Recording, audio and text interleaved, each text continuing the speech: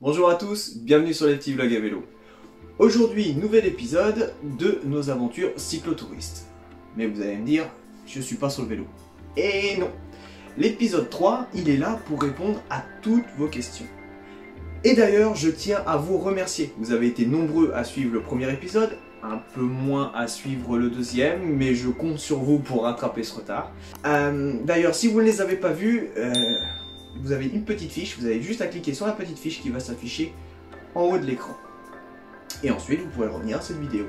Donc, notre voyage cyclotouriste, ça a été une première, surtout pour madame. On est parti sur un week-end, on est parti avec le plus de confort possible pour qu'elle ait l'expérience la plus agréable possible du cyclotourisme. Évidemment, on n'a pas tous la même idée du cyclotourisme et on n'a pas les mêmes besoins en confort ni en matériel. Et c'est pour ça que je fais cette vidéo. Donc, si vous êtes prêts, eh ben c'est parti pour la première partie de cette vidéo. Les essentiels.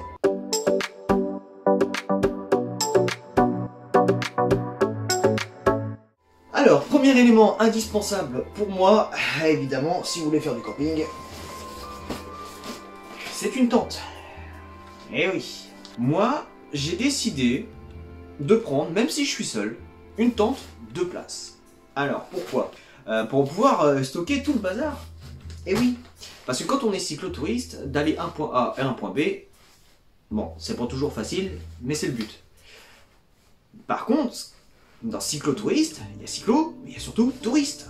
Et quand vous arrivez quelque part, le but c'est de visiter. Donc quand vous êtes parti la journée, votre matériel, vous n'avez pas trop envie de le laisser sur le vélo ou de vous le trimballer à chaque fois que vous allez quelque part.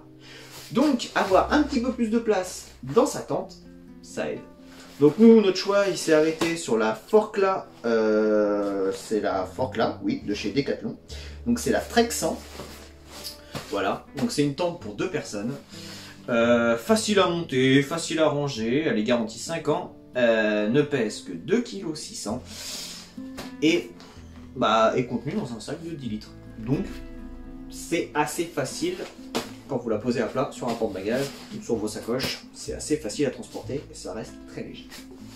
Ensuite, évidemment, vous allez devoir, vous êtes dans une tente, donc vous y êtes pour dormir, donc il va vous falloir peut-être un couchage. Et ben moi, mon choix s'est arrêté sur, pareil, les matelas de trekking MT500R de chez Forcla, aussi de chez Decathlon.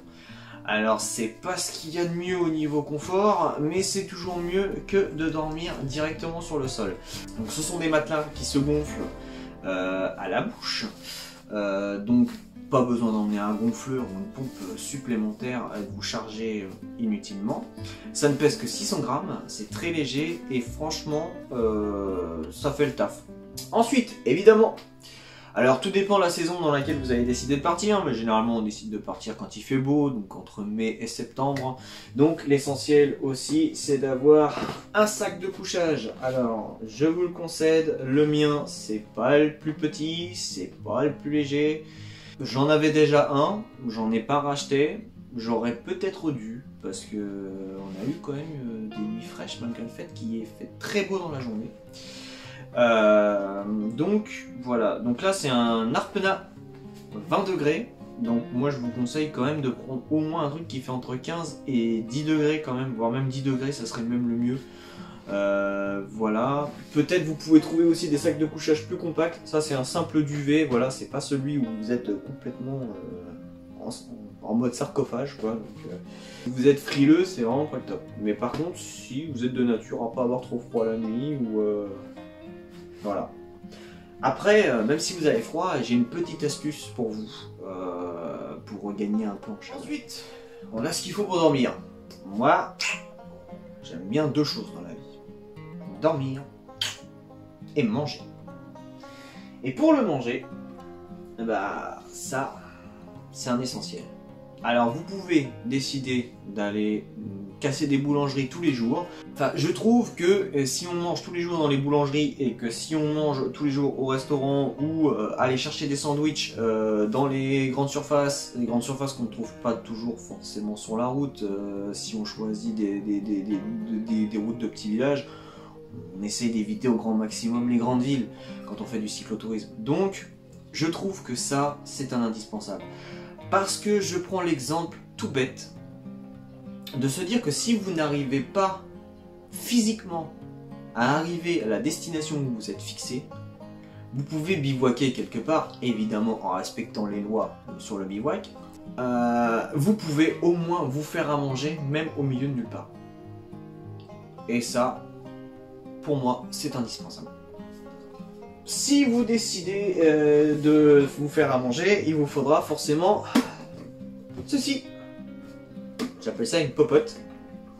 Je pense comme tout le monde, on appelle ça une popote. Donc voilà, c'est une petite casserole, toute simple. Vous ouvrez le couvercle et oh magie! À l'intérieur, vous avez déjà un kit préfourni avec des couverts en plastique, tout ça. Alors les couverts en plastique, c'est sympa, mais moi je trouve pas ça top niveau qualité, niveau rigidité, voire même quand ça commence à chauffer. Alors moi j'ai opté pour des couverts en inox. L'inox c'est bien, ça ne rouille pas. Je pense qu'au niveau de l'empreinte carbone, c'est pas mal aussi parce que c'est réutilisable un bon nombre de fois comparé au nombre de fourchettes en plastique qu'on doit casser. À mon avis, ça doit être voilà. Ensuite, je vous le conseille parce que c'est vraiment utile, c'est d'avoir un petit couteau de poche. Alors de type, moi, j'aime le savoir-faire français, j'aime la France, j'aime ce que la France propose. J'ai choisi un couteau de la marque Opinel, très connu, hein. Qui est vraiment indispensable. Alors si vous avez un petit bout de viande à faire cuire ou à manger, ou même des légumes à couper pour les végétariens. Si vous avez aussi, par exemple, je sais pas moi, une ficelle de tente à rapiécer ou un truc à couper ou une petite branche qui puisse vous gêner dans la limite du raisonnable, c'est très utile, croyez-moi, c'est très utile. Ensuite, si vous êtes un adepte de boissons chaudes, moi c'est énormément le café. Franchement, je vous conseille de prendre ces petites tasses qui sont aussi en inox. Donc en fait c'est super parce que déjà avec l'anse vous n'allez pas vous brûler les doigts comparé aux gobelets en plastique ou en espèce de carton recyclé bizarre là. Ça au moins c'est lavable, c'est réutilisable, c'est solide, donc c'est durable. Pensez-y. Allez, on continue. Cette fois, on va s'intéresser au fait d'être autonome en électricité, par exemple, en énergie, tout simplement. Donc, petit conseil, c'est même pas conseil, c'est absolument à avoir dans sa besace. Ceci, c'est un adaptateur de prise pour les campings. Donc, si vous voulez brancher un chargeur, quoi que ce soit, si vous n'avez pas ça, vous ne pourrez pas avoir accès au courant. Alors, ça coûte pas trop cher, c'est entre 10 et 15 euros, vous le trouvez en grande surface partout. Certains campings en possèdent, en mettent à la vente, ou peuvent en prêter. Mais attention, tous les campings ne se valent pas. Vous n'avez pas toutes la même qualité de service malgré le nombre d'étoiles. Bref. Donc, ça, c'est votre électricité, c'est la survie de votre téléphone. En parlant de téléphone, évidemment, le mieux pour être autonome énergiquement, c'est d'avoir ce genre d'appareil. Ce sont des batteries externes. Les batteries externes, chargées à fond avant de partir, on n'oublie pas. Ça vous aidera à surtout, principalement, garder votre téléphone allumé. Sachant que votre téléphone, faut pas oublier, c'est votre survie, hein. C'est ce qui va vous donner vos itinéraires, c'est ce qui, si vous êtes perdu, c'est ce qui va vous remettre dans le droit chemin. Si vous avez le moindre souci, c'est ce qui vous permettra d'appeler les secours. Si on vous vole quelque chose, ça vous permettra d'appeler les gendarmes ou la police locale. Donc, c'est très bien d'être autonome en énergie. Donc, partez avec une ou deux de ces petites choses-là, hein. Ça pèse un petit peu, mais il vaut mieux avoir un peu plus lourd et être tranquille de ce côté-là. Ensuite, tout simplement, une rallonge. Et ouais, si votre tente elle est à 30 mètres du... Enfin, j'exagère, 30 mètres. Si votre tente elle est à 10-15 mètres du point d'accès électrique, ce qui est souvent le cas, notamment quand les accès électriques sont pris par des camping-cars, une petite rallonge.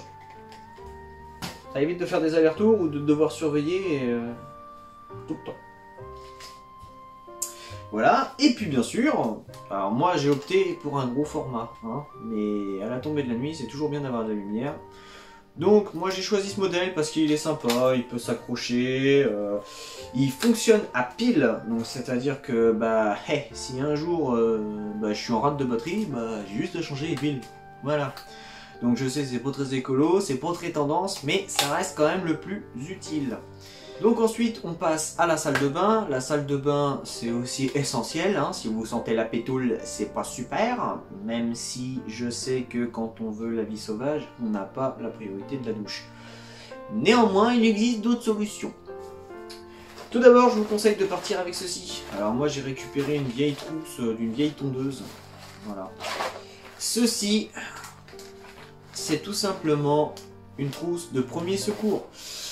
Dedans vous avez du désinfectant, vous avez des compresses, vous avez des Doliprane, vous avez du sparadrap, vous avez des pansements, vous avez tout ce qu'il faut, une pince à épiler pour retirer les petits cailloux en cas de chute ou des choses comme ça. Pas de commentaires? Évidemment qui dit papier dit petit sac poubelle. Et oui, et oui, et oui. Quand vous allez quelque part, pensez à toujours rendre l'endroit propre. Toujours, c'est essentiel. Et donc, ce sont des petits sacs qui peuvent aussi très bien, si vous êtes accompagné d'animaux, bah, peut servir de toutounette. Et évidemment, partez pas sans une serviette.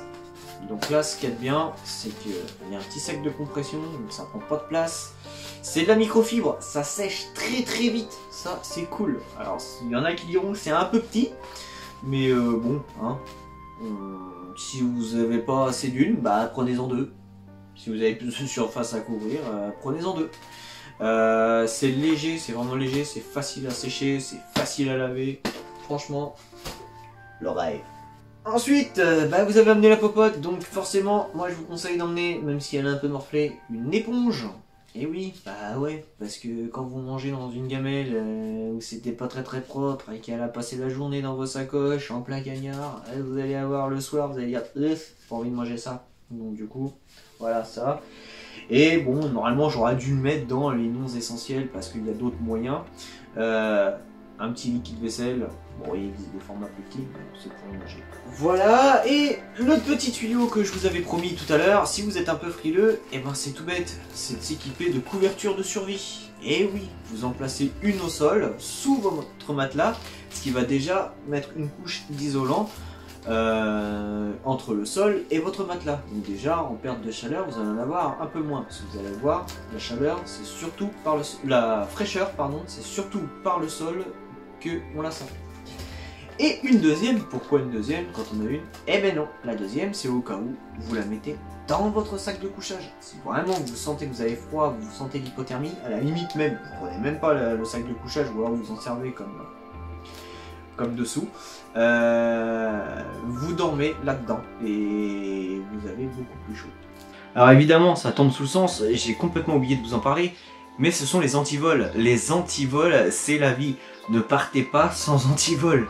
Ça c'est dans les produits nécessaires, hein. Ça c'est indissociable, vous partez avec de bons antivols si possible.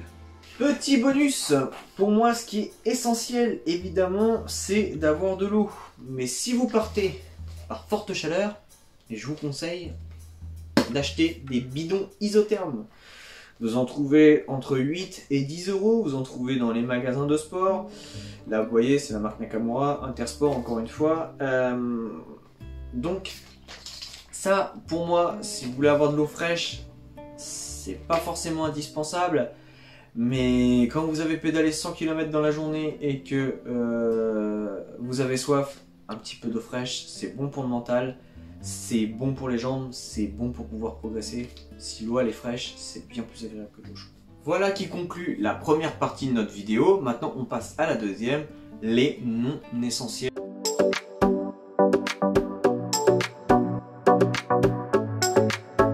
Donc c'est des objets, ça améliore votre quotidien, mais c'est pas nécessaire si par exemple vous partez pour un week-end, ce que vous avez là est largement suffisant.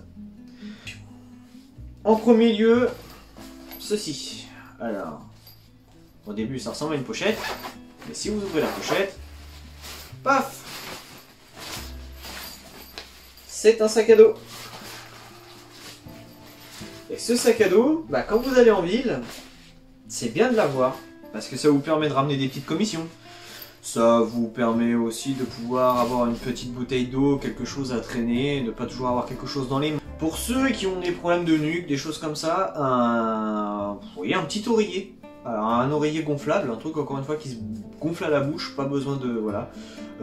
C'est pareil, ça prend pas de place, ça peut être utile pour ceux qui ont du mal à dormir sans oreiller, parce que c'est vrai que sur le matelas, c'est pas très agréable d'avoir toujours la tête.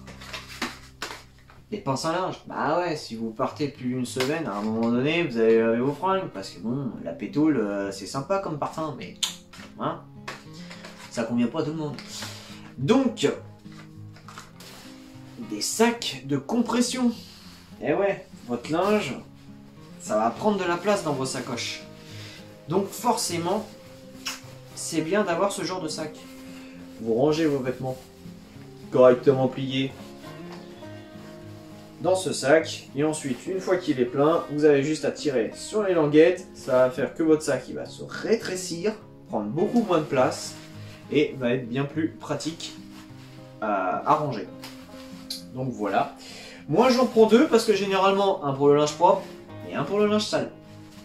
Alors confort non essentiel, mais je dirais quand même essentiel quand même, parce que quand vous êtes sur le vélo, vous êtes généralement voûté, voûté déjà toute la journée, la tête dans les épaules.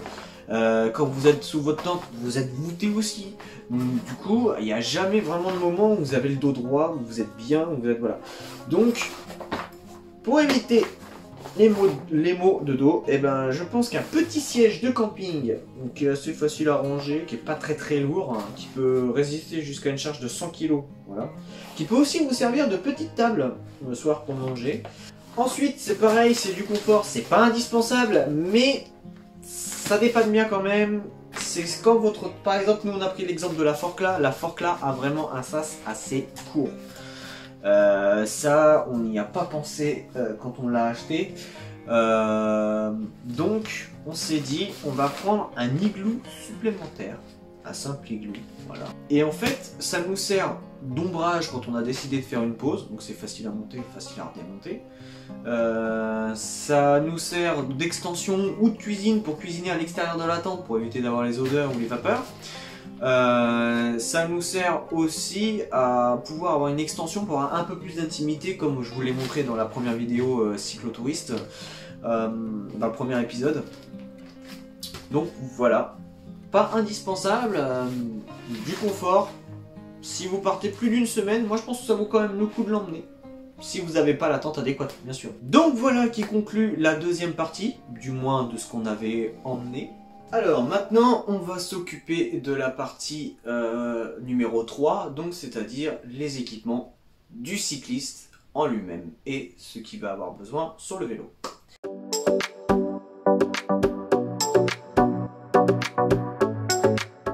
Donc on va commencer cette vidéo ici et ensuite on ira sur le vélo pour plus d'informations.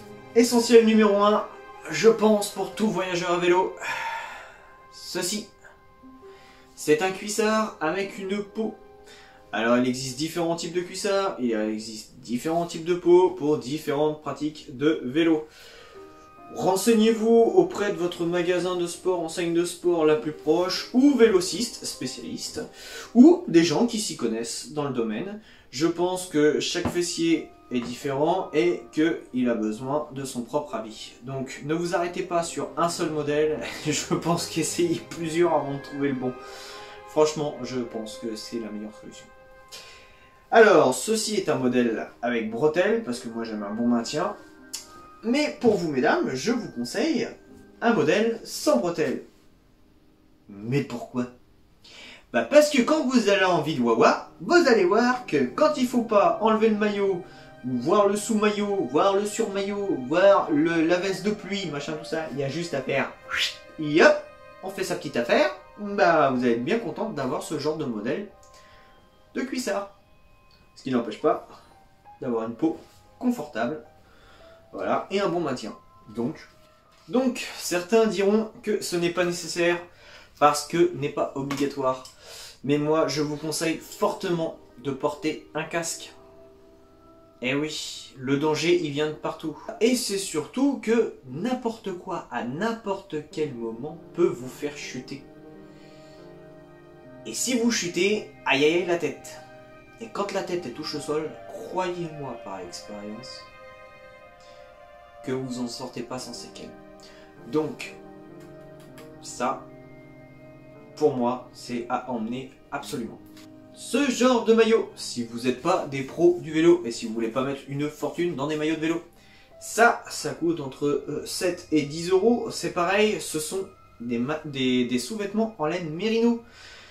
Très absorbant au niveau de la transpiration, retient très peu les odeurs, ou quasiment pas. C'est d'un confort, ça fait habiller si vous devez aller visiter quelque part. Franchement, ça, les vêtements en laine mérino, n'hésitez pas, c'est un bon investissement.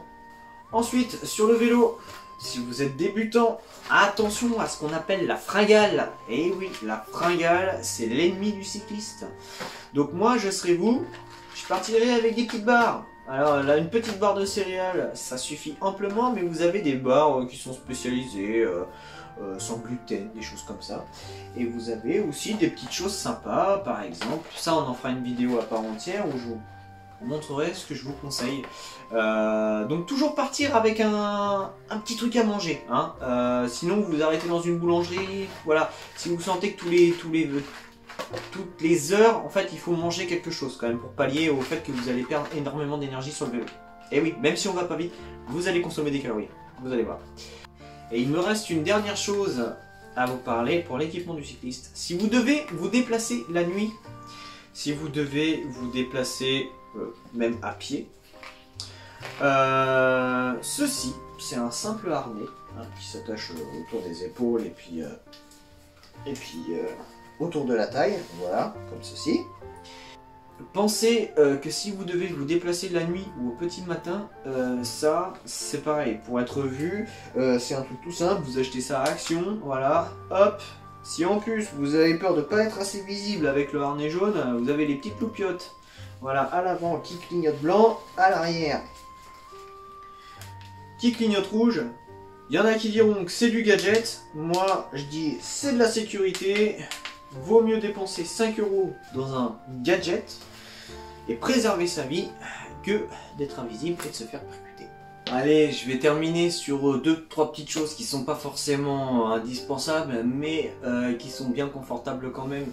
Ça serait de prendre dans votre cuissard une petite crème anti-échauffement, parce que à force de faire de la selle, quand vous allez répéter la même chose tous les jours, des échauffements, voire même des brûlures peuvent arriver, des cloques, des trucs désagréables en tout genre. Donc, conseille la petite crème. Et une dernière chose, bah ouais, c'est le confort des yeux. Et ouais, il n'y a rien de plus désagréable que de devoir enlever un moucheron ou même se faire piquer juste à l'angle d'une paupière ou quoi que ce soit. C'est aussi pour protéger vos yeux, parce que avec la lumière du soleil, on sait que ça peut être très agressif. Voilà, ça fait aussi un petit frein, quand elles sont bien adaptées, un petit frein à la transpiration. Et ouais, le sel dans les yeux, c'est pas toujours agréable. Donc, une bonne petite paire de lunettes, voilà, bien sûr, pas du Made in China, pas du, voilà, une vraie paire de lunettes qui filtre bien les yeux. Voilà qui conclut la troisième partie de la vidéo en studio. Maintenant, on se retrouve sur le vélo pour faire le point de ce qu'il vous faudra.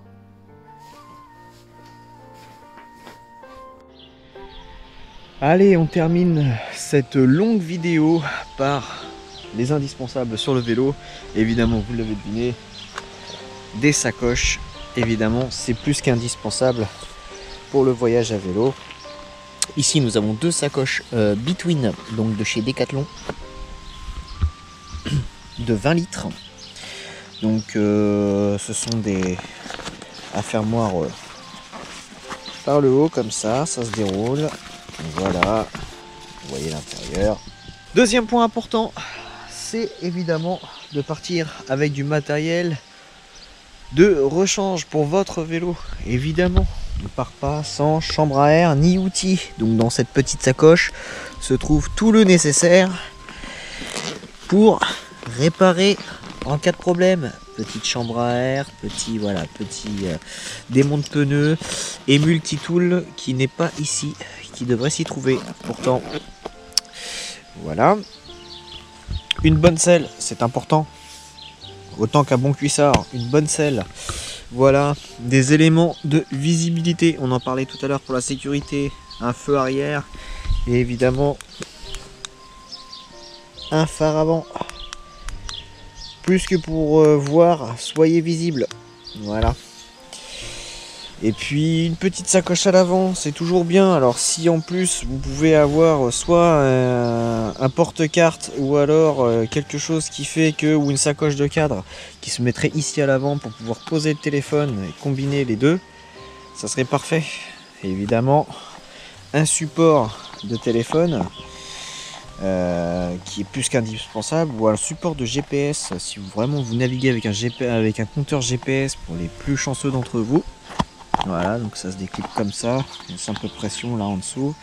Voilà, vous mettez votre téléphone à l'intérieur, il est protégé de la pluie et ce petit écran, ce petit plastique est tactile. C'est pareil, vous avez ça pour une vingtaine d'euros. Évidemment, toujours en parlant de sécurité, visibilité, les catadioptres, évidemment, sur les pédales aussi. Et évidemment, si vous devez crever, pensez à emmener une petite pompe toute simple et qui vous permettra de regonfler vos pneus en cas de crevaison. Voilà pour l'essentiel à vélo, voilà pour cette vidéo. Je vous remercie de l'avoir suivie, elle était longue mais je pense qu'elle est indispensable pour la plupart d'entre vous. Achetez progressivement si vous avez des projets, faites-vous prêter le matériel, c'est possible aussi. Vous pouvez aussi très bien le louer. Donc, par exemple dans les enseignes Decathlon, vous pouvez peut-être prendre le matériel, vous pouvez le louer. Alors il faut aussi prendre à l'avance, mais vous pouvez le louer. Voilà, et ben je pense qu'on a fait le tour. Je vous remercie d'avoir vu cette vidéo. Je vous dis à bientôt sur les petits vlogs à vélo. Merci de votre fidélité, merci d'être plus en plus nombreux à chaque fois à nous rejoindre. Likez, partagez, commentez. Voilà. Et je vous dis à bientôt sur les petits vlogs à vélo. Tchuss.